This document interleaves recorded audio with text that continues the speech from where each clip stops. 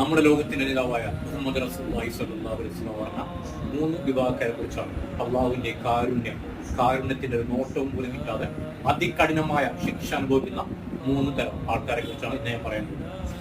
Number 1, നമ്മുടെ ഭൂമിയിൽ കല്ല് കുടിച്ച് ലഹരി പദാർത്ഥങ്ങൾ ഉപയോഗിച്ച് നടക്കുന്ന ആളുകൾക്ക് അതിക്രൂരമായ ശിക്ഷയാണ് ദുനിയാവിലും ആഖിറത്തിലും നൽകുന്നത്. രണ്ടാമത്തെ നമ്പർ 2 എന്ന് പറയുന്നത് മാതാപിതാക്കളെ ധിക്കരിച്ച് അവരെ കൊന്നരപ്പെടുത്തി മാനസികമായിട്ടും ശാരീരികമായിട്ടും ബുദ്ധിമുട്ടിക്കുന്ന മക്കളെ കുറിച്ചാണ്.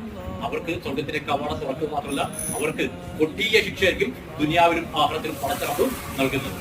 നമ്പർ 3 എന്ന് പറയുന്നത് സ്വന്തം വീട്ടിലെ തെറ്റുകുറ്റങ്ങൾ കണ്ടില്ലാത്ത വിധം അവരെ തെറ്റ് തിരുത്താതെ നടക്കുന്ന അവരെ പാരന്റ്സിന് നിങ്ങളുടെ തെറ്റുകുറ്റങ്ങൾ നിങ്ങൾ കണ്ട് മനസ്സിലാക്കി നിങ്ങൾ ചെയ്ത തെറ്റെന്താണ്, മാതാപിതാക്കളെ ധിക്കരിക്കുകയാണോ അല്ലെങ്കിൽ ഇതുള്ള തെറ്റുകുറ്റങ്ങളെങ്കിൽ അതെല്ലാം പതിയെ മാറ്റില്ല. റമദാൻ മാസമാണ്.